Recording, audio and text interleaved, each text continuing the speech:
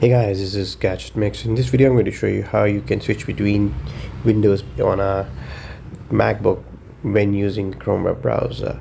So one way to do that is by using the mouse, but that is kind of tedious and frustrating. So how do you do that using a keyboard? So on a Windows and a Linux computer, all you have to do is use the Alt plus Tab to switch between windows. Unfortunately, that doesn't seem to work on a Mac.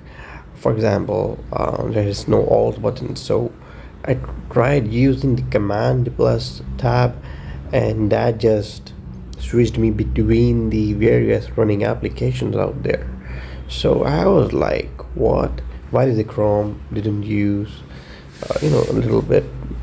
Maybe they could have used some other shortcut on Windows, and they could have just made the entire experience similar on both platforms. So on a Mac, you have to use Command plus the asterisk. I don't know what you call it, but it's the character that comes just before one. So this symbol which I've just written, Command plus this symbol.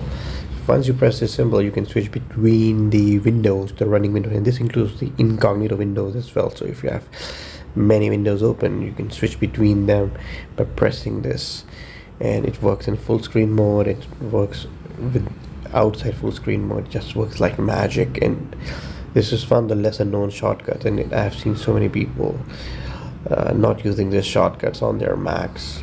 So this is very useful for somebody who has just switched from Windows to M1 series of MacBook, because they're so powerful. I could not stop myself. They're so cheap as well. So yeah, it's a very useful shortcut. Command plus the asterisk key, or whatever you want to call it, and it works like magic. And switching between windows is very fast.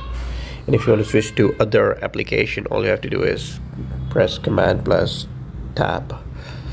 So that's how you do it. Just give this video a like to show support, and just subscribe for more Mac and technology news. Bye bye.